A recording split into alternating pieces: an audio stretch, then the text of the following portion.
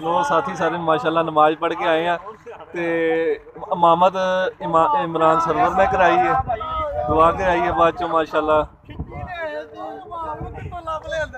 ये अपना भाई वहाब रियाज है, ये वहाब रियाज ही है ना, रियाज ही लगता ना लाल वहाब लियाकत और वहाब की हाल जबरदस्त। और ये अपना मौजूद मिलक भी आ गया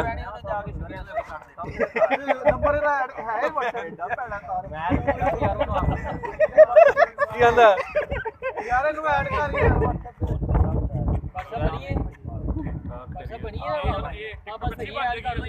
अरे टिकटॉक अच्छी बन जाएगी कि नहीं वाली?